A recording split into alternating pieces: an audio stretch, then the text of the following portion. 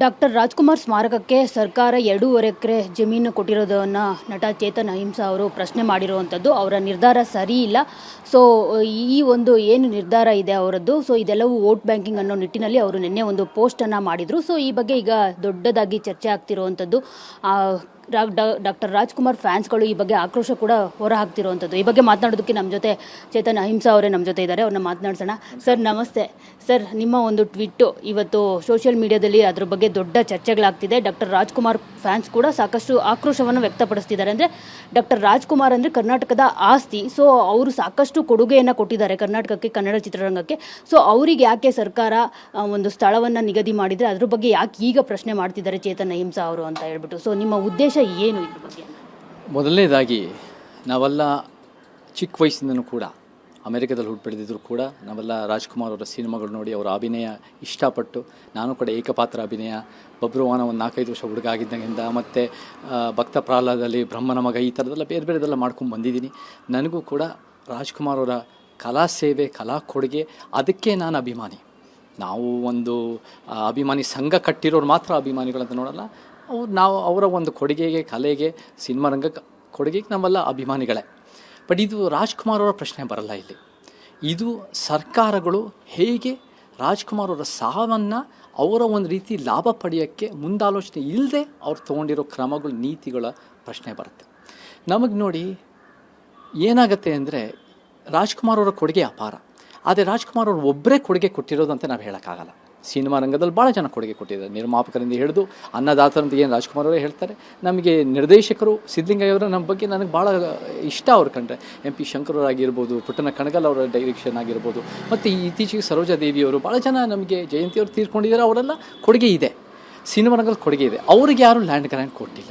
ಅವ್ರು ಬಿಟ್ಟರೆ ನಮ್ಮ ಶತಮಾನದ ಕವಿ ಕುವೆಂಪು ಅವರು, ನಮ್ಮ ಹೋರಾಟದಲ್ಲಿ MD Nanjundaswamy, professor B Krishnappa ಅವರು, ಶಾಂತವೀರ್ ಗೋಪಾಲಗೌಡರು, ಸಾಹಿತಿಗಳು, ವಿಚಾರವಂತರು, ತೇಜಸ್ವಿ, ಲಂಕೇಶ್, ಇವರೆಲ್ಲ ಭಾಳ ಕೊಡುಗೆಗಳಿದೆ. ಇವ್ರು ಯಾರಿಗೂ ಕೂಡ ಲ್ಯಾಂಡ್ ಗ್ರ್ಯಾಂಟ್ ಕೊಟ್ಟಿಲ್ಲ. ನೀವು ಲ್ಯಾಂಡ್ ಗ್ರ್ಯಾಂಟ್ ಒಬ್ಬರು ಕೊಟ್ಟಿದ್ದ ತಕ್ಷಣ ಏನಾಗುತ್ತೆ ಅಂದರೆ ರಿಪಲ್ ಎಫೆಕ್ಟ್ ಆಗುತ್ತೆ.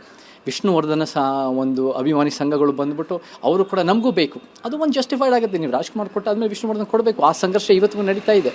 ಸರ್ಕಾರದ ಯೋಜನೆಯಿಂದ ಸಮಸ್ಯೆ ಅದು.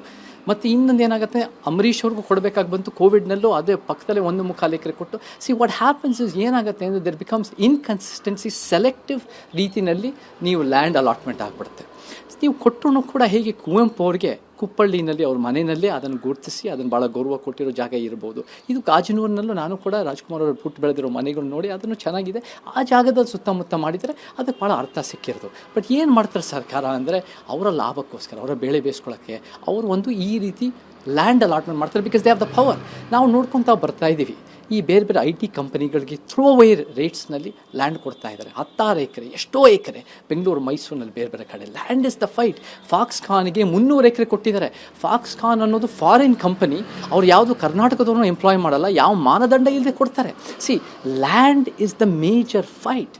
ಯಾರ ಹತ್ರ 10ರಿಂದ 12,000 ವರ್ಷಗಳಿಂದ ಭೂಮಿ ಇರುತ್ತೋ ಅವರೇ ಪ್ರಬಲರು. ಯಾರ ಹತ್ರ ಭೂಮಿ ಇಲ್ವೋ ಬೇರೆ ಹಂತಕ್ಕೆ ಅಪ್ರಬಲರು. ಅದು ಇವತ್ತಿಗೂ ವಾಸ್ತವ.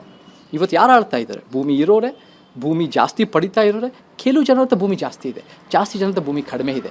This is a major fight. And ಇದನ್ನು ಕರೆಕ್ಟಾಗಿ ಜವಾಬ್ದಾರಿಯಿಂದ ಸರ್ಕಾರ ಅದನ್ನು ತೀರ್ಮಾನ ಮಾಡಬೇಕು. ಇಲ್ಲ ಅಂದರೆ ರಿಪಲ್ ಎಫೆಕ್ಟ್ ಇರುತ್ತೆ ಅಂತ ನಾನು ಹೇಳಿದ್ದೆ ಅಷ್ಟೇ.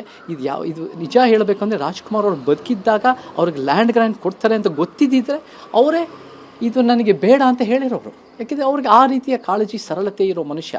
ಆದರೆ ಅವರು ತೀರ್ಕೊಂಡಾದಮೇಲೆ ಅವ್ರಿಗೆ ಸರ್ಕಾರಗಳು ಒಂದು ರೀತಿಯ ವೋಟಿಂದ ಬೆನಿಫಿಟ್ ತೊಗೊಳಕ್ಕೋಸ್ಕರ ಈ ರೀತಿ ತಂತ್ರಗಳು ಮಾಡ್ತಾರೆ. And that has long term effects ಅಂತ ಜಾಗೃತಿ ಮೂಡಿಸೋ ನನ್ನ ಉದ್ದೇಶ ಹೊರತು ಯಾವ ವಿವಾದ ಅಥವಾ ಯಾವ ನೋವು ಮಾಡೋಕ್ಕೆ, ಒಂದು ಮನಸ್ಸು ನೋವು ಮಾಡೋ ಉದ್ದೇಶ ಅಲ್ಲ.